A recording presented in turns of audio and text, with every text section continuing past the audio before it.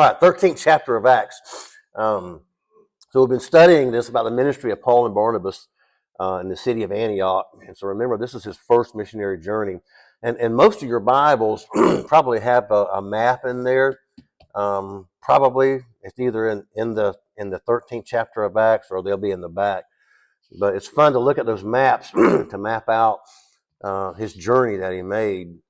It's amazing how he did that. So sometimes if you're looking in your Bible, just take a look at those maps. But remember, these two guys, Paul and Barnabas, were two of the five pastors that was in the church at Antioch of Syria, not this Antioch. And so remember, this is a history. Acts is a history of the church in its early years and the birth of the church. And so it started in Jerusalem and just exploded from there. And as that happened, there was a lot of havoc among the leadership. There was a lot of chaos amongst the people. There was a lot of persecution, bitterness, opposition, hatred that come about because of everything that was going on, mainly because of the message that Paul was preaching. And as you look at this, you find in most cases, as you look at the church and the persecution, in most cases, all this persecution comes directly from Israel, which I find is fascinating. It's sad because Christ was or is the Messiah of Israel, and all the opposition that the church had was from Israel. They played the devil's advocate, if you will. So Israel, to whom everything was given, rejected it all and fought against everything. So you'll notice in chapters 4, 5, and 7, the persecution is kind of mapped out. It's charted in those chapters. And again, you see that it's from the Jews, and it's directly against Jesus and directly against his church. And Paul had just finished his sermon, and he was trying to convince the people that Jesus is the Messiah. So as he began his sermon, there wasn't really an issue with what he was saying. He talked about how Jesus was the culmination of history. All history resolves to Jesus. He talked about the fulfillment of prophecy. He even quoted the prophets many times. And then he wrapped up his sermon with a warning and an invitation. So tonight, we're going to start looking at the response. And there's only two responses. They either accept it or reject it. But we're going to break that down a little bit more as well. But the responses that they had are exactly the same responses that you see today. I mean, to the T. So nothing about that has changed. When the gospel is presented in the right way, you're going to have a response. It's either going to be accepted, and then the subsequent response, of course, is it's going to be negative. And in most cases, it's going to be very negative. So anytime the gospel is preached, sooner or later, you're going to have that split. You're going to have people who can get very volatile. The initial response, and we'll see this tonight, the initial response was somewhat positive. It may have tickled their fancy. There may have been a very basic interest there, but eventually it's going to come down to, same thing today, it's going to come down to commitment. It's going to come down to, are they committed to Christ? And that is the one thing that is going to split people, is the one thing that's going to divide people, is having that kind of commitment to Christ. And that's what happens here in this church in Antioch. It always causes trouble, the gospel. So whenever you present the gospel, whenever you preach it, whenever you teach it, it's always going to cause trouble. It's when you do the clear-cut gospel, it's just going to happen. Look at this, and we'll get to the sermon in a minute. Look at this, what Christ said in Matthew 10. I put it in NLT because it's a good translation. He says, "Don't imagine that I came to bring peace to the earth. I came not to bring peace, but a sword. I've come to set a man against his father, a daughter against her mother, and a daughter-in-law against her mother-in-law. Your enemies," he says, "will be right there in your own household." So the message here and now was very divisive, very much so. And it got to the point where it got volatile. And so he's even saying, Christ is even saying here that when you proclaim the message, you're going to have a split. People are going to react very negatively. And the sword there, of course, is symbolic. It's talking about the division between belief and unbelief. It's not a call for violence. But that's what happens when you and I present Christ. And you may have already experienced that. You may have already experienced where you're, I know the Gideons, I know you guys have, you're trying to present the gospel to somebody or even handed them a Bible, and you've probably gotten some pretty nasty language before, I'm assuming. I mean, I don't want that. Keep it. Do what you want to with it. Maybe some other stuff. And maybe when you try to talk to people, can I pray for you? I don't want you or your prayer. I mean, it divides. We don't want to hear it. And it was going on here, and it still goes on today. I mean, think about how somebody in a family gets saved, or when you got saved, and all of a sudden it begins to sever ties. It begins to divide, and that's what he's talking about here. It's going to divide you. And you would think the opposite would happen, right? But not. I mean, when you think back to when you first got saved, do you still have all the friends that you had before you were saved? I mean, I had a lot of friends. Well, they're not friends, but I had a lot of people, a lot of associates. I mean, a lot. And after I got saved and word began to get around, we didn't have anything in common. I mean, they didn't want to hang out, but honestly, I didn't want to hang out with them either. It divides. And I think that the longer we're Christians, the more that we see that. And when you get a lot of liberals today who are getting everybody together, under one roof, and you see this a lot with megachurches. Not all megachurches are like this, obviously, but some are. But when you can get everybody together of all these different, worldviews, and everybody's coming together, then you're not preaching the clear-cut gospel. Does that make sense? You're just not. Because when you start proclaiming the gospel, it's going to cut. It's going to divide. And so where you've got, all these different people of all these different backgrounds, and they're sitting under one umbrella, then you have to start omitting stuff from the word. You can't really talk about sin. You can't really talk about hell. You got to omit stuff. And that's really the only way that you're going to have everybody under that one umbrella. The gospel just automatically divides between the saved and the unsaved people, between the people who accept it and between the people who reject it. It's a shattering thing. It shatters. 1 John, look at this in 1 John 2:19. So they went out from us, but they were not really of us. For if they had been of us, they would have remained with us, but they went out so that it would be shown that they all are not of us. And so that verse really explains what we're talking about tonight. The individuals who left that early Christian community did so because they were not true believers. And that still goes on today. So none of this stuff is new to us. And that's one of the ways that you can tell. One of the ways is they don't want to hang around. They don't want to be there. Because one of the things that I've discovered, and I'm sure you have too, is when you start talking about the scripture, when you start talking about Jesus, you really begin to make people feel uncomfortable. Have you noticed that? People get a little uncomfortable with you. When you start talking about Christ, when you start talking to the church, I mean, that really, I don't think really bothers people a whole lot because unfortunately the church has been watered down a lot. But when you start being clear cut and definitive on what the Bible teaches, about sin, about life, that makes people uncomfortable, and they just don't want to hear it. And they'll either tune you out or they'll just get up and walk out. And I think that the reason that happens typically, and maybe you and I have done this before we came to Christ, is everybody's got to figure out some kind of philosophy of life. I mean, everybody's got a worldview, right? You got a worldview? Well, sure you do. You either have it consciously or subconsciously. And that just simply means you've got something that you live by. You got a code of ethics. You got a code of conduct, right? You've got you got some kind of philosophy that you live by, right? And everybody's got that. And whether we know that or not, you got something that you live by. And if you're not a Christian and you're trying to figure out some kind of rationale for living, I mean, you've got to come up with something. And the person who never got very comfortable They never found a philosophy that they could live with.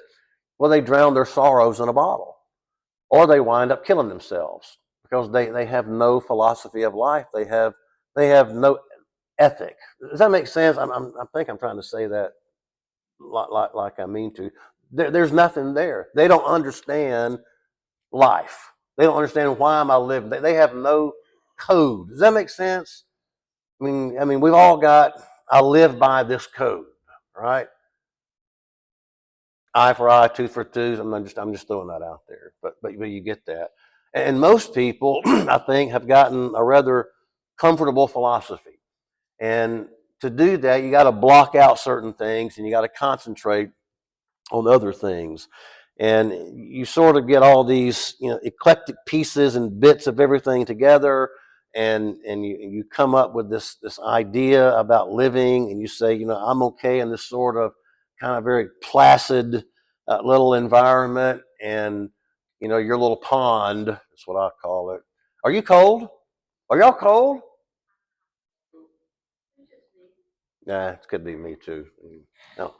Anyway, you know what a still, calm pond looks like, right? Very calm. It's flat. It's serene. It's very peaceful. It's very beautiful. And then some knucklehead tosses a rock in it, right? I'm a knucklehead. I want to talk. I want to see ripples. It's just my thing. But people are like that. They've got this very comfortable life. They've got this very comfortable philosophy of life. And then you walk up there as a Christian to a guy who's been struggling for 20 years, and he thinks he's got all this life figured out, and he's very comfortable. And then you come up and you say, "Sir, if you die without Jesus Christ in your life, you're going straight to the place the Bible calls hell," right? If you don't have a relationship with Christ, then you're unrighteous. You're a sinner before God. You're doomed. I mean, now you've just tossed a boulder into this guy's little placid pond, because now you've messed up his whole philosophy of life, that do what you want. If it feels good, do it.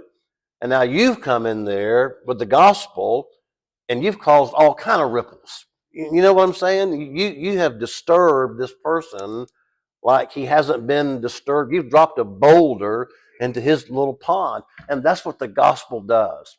And then this is what Christ is talking about, that the gospel splits, the gospels divide. Because a lot of times man struggles to find, a philosophy of life, and then we come along and we invade their life. We invade their lives with the gospel, and it disturbs them. And when that happens, the reaction is going to be, "Brad, never thought about that before," or "Who do you think you are?" So again, it can be either accepted or it can be rejected. And so here's Paul. Paul comes into this little sleepy village, or not a village, he comes to a sleepy town of Antioch, and Paul's out there firing away. He's out there with the gospel version of an M60, and they are hitting the deck. I mean, they are ducking, they are dodging, because he comes in with a clear cut, clear defined gospel. And so when he does that, it creates a lot of ripples in their pond, because that's what the gospel does. It shatters, it blasts people out of their little placid pool. And when you do that, that can be a rough thing for you, right? When you go in there and you start disturbing someone's philosophy. I mean, here's a guy for 20 years been trying to figure this thing out, and you come in and one message, you wipe that thing out. He's not a very happy person. He's not very thrilled that you've come in there and within 5 minutes you have destroyed his world philosophy by telling him you got to have a relationship with Christ. You're a sinner, you're undone, you're unrighteous. Christ wants to change that. Now you have put all kind of ripples in his pond. So as we look at this response, this is one of the things that we're going to see. So the response starts off initially. Go to the next one. Initially, it's a positive response. So look at this. It says Paul and Barnabas were going out. The people kept begging that these things might be spoken to them next Saturday, next Sabbath. So now when the meeting of the synagogue had broken up, many of the Jews and of the God-fearing proselytes, Gentiles, they had followed Paul and Barnabas, who were speaking to them. They were urging them, Paul and Barnabas was urging them to continue in the grace of God. The next Sabbath, nearly the whole city assembled to hear the word of the Lord. So when you go down, through verse 44, it looks like revival's breaking out. It looks like it could have been a fantastic thing going on, because it's not until you get to verse 45 really that things begin to fall apart. So initially the response is positive. And if we were looking at this thing, back then, an evangelist may have been thinking, this is great. We have just knocked this town for a loop. I mean, people are getting saved. It looked good. But looks can be what? Deceiving. So initially, the response, it looks really good. And it would have been very easy for somebody to look at this and think revival's about to break out here. So when we look at this positive response, what is it that makes this thing positive? And so there are four things that he mentions here that looks like a good, positive response to the gospel, to the message that he's just preached. And the first thing is this, the four things that make it look positive. First thing is this, these people were very pleased. Go to the next one. They were pleased. They really, so far, they enjoyed what they heard. And it says here in verse 42, Paul and Barnabas were going out. The people kept begging that these things might be spoken to them the next Sabbath. So they're done, and they come back and say, hey, can you come back again? We want to hear some more. This is one of the things that any teacher or preacher loves to hear is this. We want to hear some more. Can you got some more to say on that? I mean, that was the ultimate compliment. We want to hear more. And so they were begging them. They were entreating them. They were pleading with them. Can you come back next Saturday? Because what you said, it kind of sparked an interest. Can you tell us more? That's what we want, right? When you go out and share something with somebody, that's the response that you're looking for. Can you tell us more? We want to know more. They were pleased. They were very pleased, and that's what they said. We want to hear more. Can you come back next Saturday? It was Sabbath. And so everything, remember, that Paul has been saying up to this point was very Jewish. And so they loved that. He had given the history of Israel in a nutshell. He had talked about the God of Israel. They liked that. He had talked about David. They liked that. He talked about the Old Testament prophets. He quoted the Old Testament prophets. He exalted the Messiah. So remember, Messiah wasn't the problem. The problem was what? You remember? It's not that Messiah is coming, but the problem is what? Jesus. Yeah, you're the wrong kind. You're not the one we're looking for. So all the stuff he's been saying has been good for them. It's been good because that's what they wanted. That's what they wanted to hear. The only questionable person is Jesus. Everything's going fine until he starts talking about Jesus. And so and we ain't got there yet. But that was the deal that blew this whole thing up in verse 45. So the church in Antioch, they were not so plugged in to Jerusalem that they had the same kind of hatred for Jesus that the people in Jerusalem had yet. So they say, come back. And I think Paul is a great example. He's a fantastic example of a good preacher, of a good teacher, because he had the people wanting more. Remember the classes you took in school that you wanted to go to? Remember those? Yeah, I don't either. Yeah, sure you do. PE? You like PE? Oh man, I should skip that. I ain't interested in running around those laps and getting all stanky and everything. And I surely showering with y'all. But then you had classes that you wanted to go to and classes that you hated. I hated math. I hated English. I hated it so much that when I did get into college, I had to take remedial math and remedial English. I just had to do that. I wasted 4 months. Well, I liked everything else, but oh, you mean in school? No, I quit. No, there was some I liked. But I had to take remedial stuff.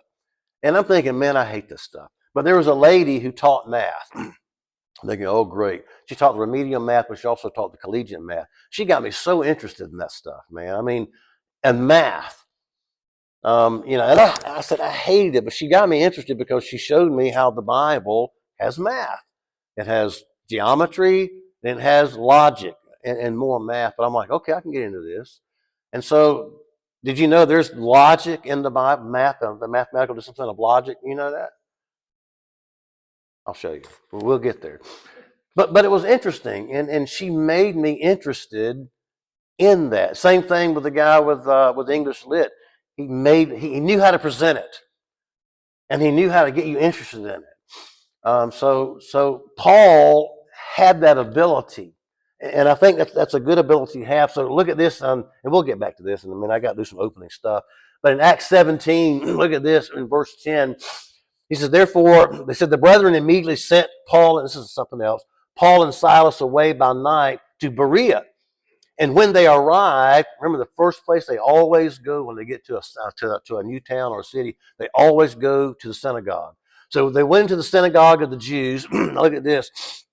Now these, talking about the Bereans, these were more noble-minded than those in Thessalonica, for they received the word with great eagerness.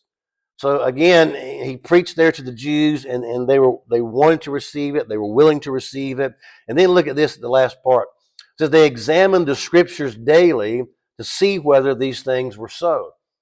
Listen, that is probably the ultimate compliment that you can do to the preacher or to the teacher is you go and you start digging into this. Hey, you said something up there, and either I don't believe it or I want to know more of it, and you get in here. That's the ultimate compliment, right? And that's what these Bereans did. Just because Paul had said that, they went back and verified. And that's what you need to do. And so Paul had that ability. He had that ability to teach the word to the point that the people wanted more, but then they would get into the scripture, which is what we want people to do. He wanted them to know, here's my old saying, why they believe what they believe. So he didn't want them to come back and say, well, I don't believe that. Well, why don't you believe it? Show me. And so Paul showed them, this is why I believe what I believe. This is why I'm preaching to you. That's a huge compliment.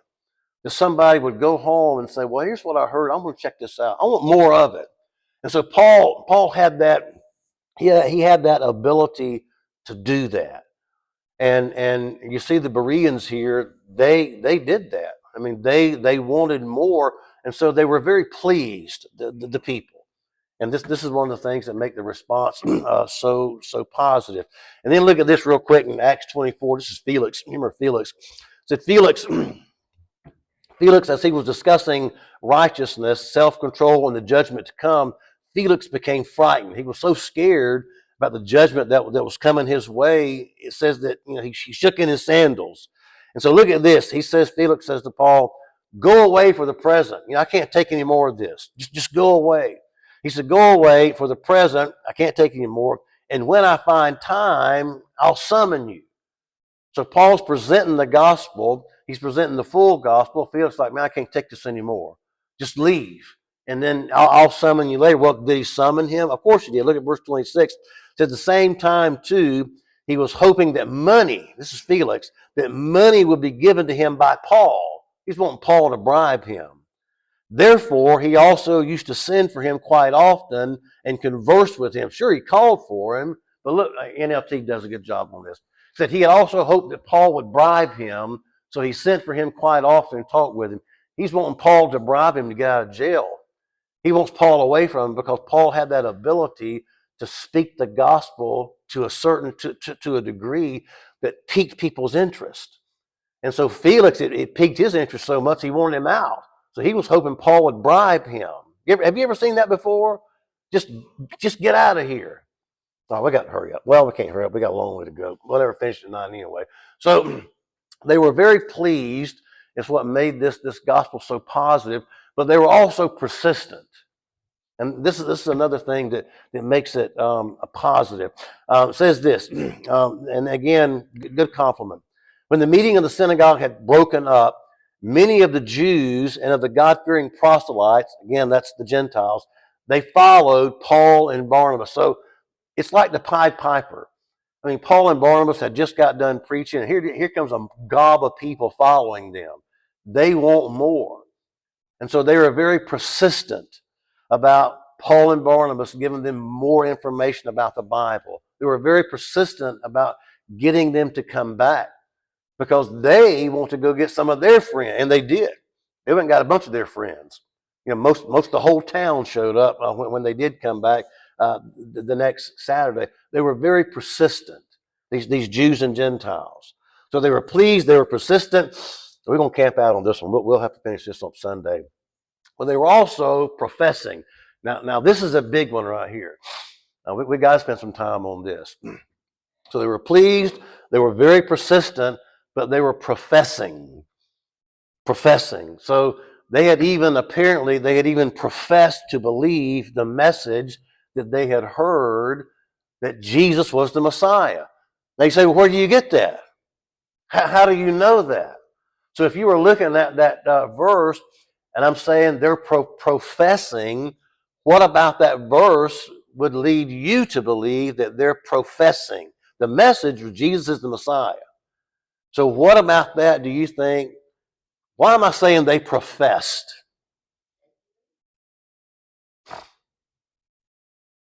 What else?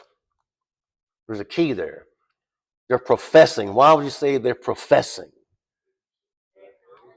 Yeah, they're urging them. This is Paul. He's urging them to continue in the grace of God. So follow with me here now. Listen, to continue assumes you got there, right? I mean, you can't continue where you haven't been, right? So if you're going to continue in it, then the assumption is that you're there. And the there part would be that they're professing Jesus as Messiah. We've been so far on that. So in some way they had professed because he's urging them continue on in the grace of God. Are you with me on this? This got to put your hats on this one now.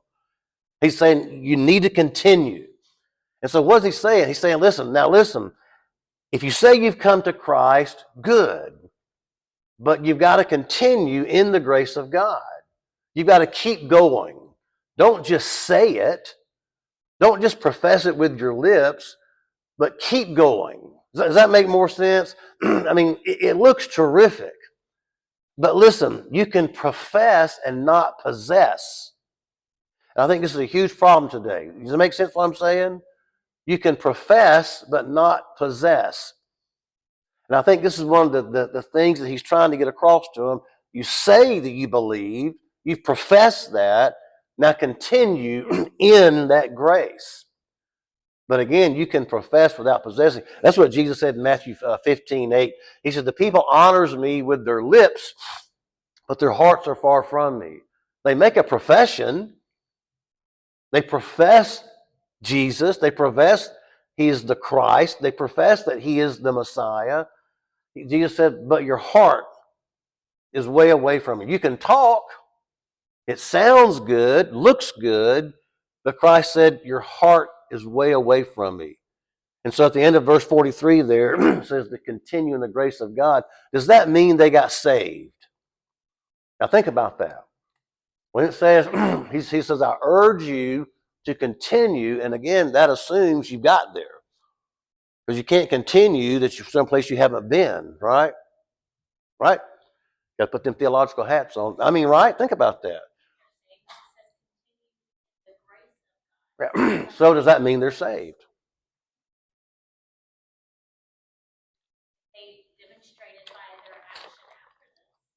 Hmm. Somebody else, what do you think? Does that mean they're saved? Say again? Oh, I left my spray in the truck in the car. So they were what?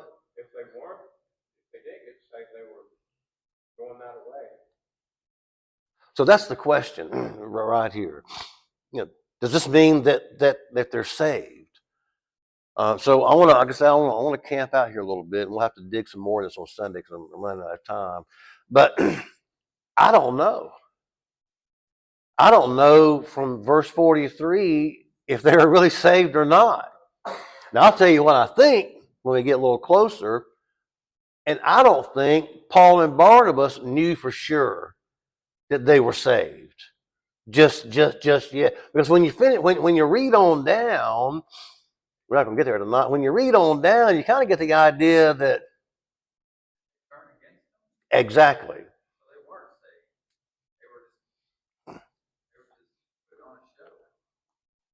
And don't we have the same thing today? But we'll get not tonight. We'll get there. But I don't think Paul and Barnabas knew that that this group was saved either. And I think the reason that they don't know is because now listen to this question: can you really know? Now think about it. Can you really know that somebody's saved? You look at their fruits, but do you think it's possible for somebody to fake fruit?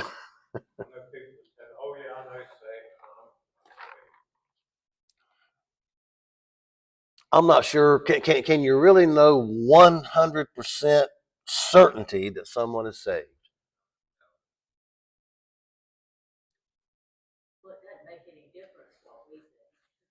Mm-hmm. It's what God knows. Exactly. But I want to show you something. I think we might get to it. I mean, think about this. I can lead somebody to Christ, but do I know they really meant that? I mean, they might know. God definitely knows. But what can we look at? Well, you shouldn't do that. You should know.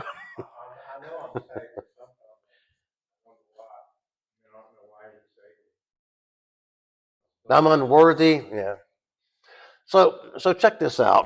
I think one of the ways that we can get a really good idea, and this is even for you, we can get a really good idea if I'm saved or someone else is saved. Do they continue? And I think that's a key word there: continue. Continue in the grace.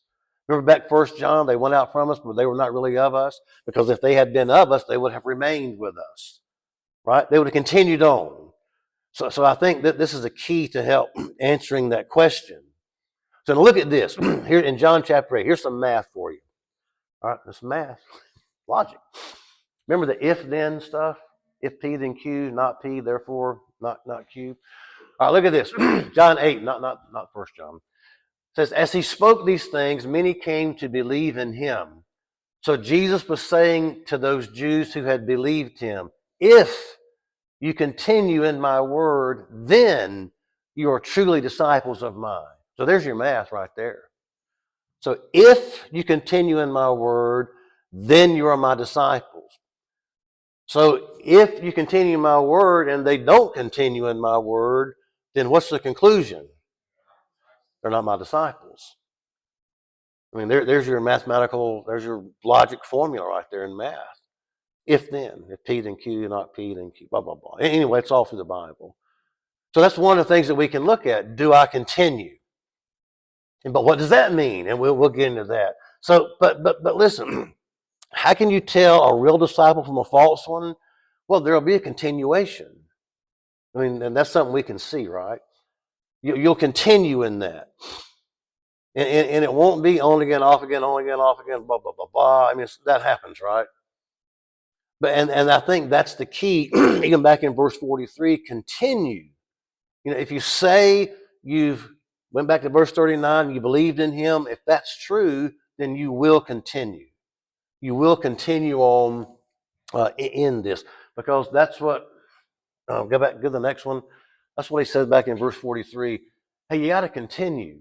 We're urging them. If this has really happened to you, if this thing is for real, then continue in the grace. You got to do that. Does that make sense? I mean, do you believe that? That's what it says anyway, right? Yeah, I mean, it says it all through here and all through the New Testament. There's going to be a continuation. Say again? Yeah, those who endure to the end, those who will be saved. The faith that fizzles from the start was what? Faulty from the faith that fizzles before the finish was faulty from the first. So we're out of time now. So Sunday, Lord willing, go to the next one. We're going to look. So we got to camp out here for a little bit. What does that mean to continue in the faith, continue in the grace of God? So we'll dig into that a little bit, and then we'll dig into how do you do that?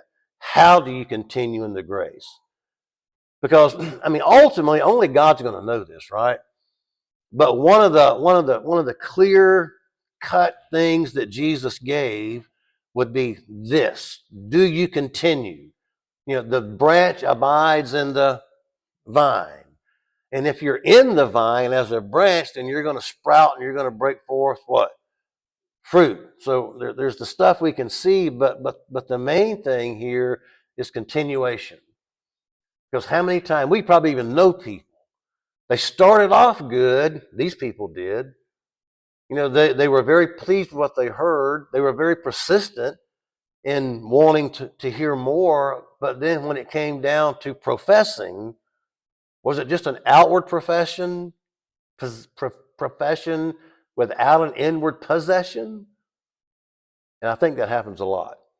And I think that this is exactly what Paul is alluding to. If you say you've done this, then you're going to continue. Go ahead. Yeah, yeah, and that's scary. I mean, I have thought about that, and it's certainly not our place, my place to say you're going to hell. Now we can say if you've only made a profession without a possession, then you will wind up in hell. But ultimately, God's going to do that, right? But we can say, according to the Bible, this, and this. So we got there's a bunch to dig into on this, and it gets got to put your doctrinal and your theological caps on because if we're going to take a little dive here, but we've got to because we're here. And I think that's exactly what he's talking about when he says, hey, if you've really done this back in verse 39, if you believed in him, then the law's not going to save you, but he will. So if you've really done that, because you got to put all this stuff together, if you've really done that, then man, you got to continue. Because that's a telltale sign of a believer. They continue. Not to say we don't slip, stumble, and fall, because we do, right? Everybody does. Not to say we don't even fall out occasionally, because that happens. But we come back. We're not going to stay down. We're not going to stay gone. In my mind, I don't know about yours, but there's a lot to talk about continuation. But I think that's exactly what Paul is heading toward. If you've done this back in verse 39, then I urge you, continue in the grace of God. You got to. Because if you don't, get back to what Jesus said. If you say you're my disciple, then you're going to continue in my word. I missed that somewhere, but you get it, right? Because if you're not doing the Q part, then the antecedent, the P part's not true. I'm throwing all that stuff out, but you get what I'm saying, right? Thank you very much. All right, we're out of time. Buddy, if you'll close us in prayer.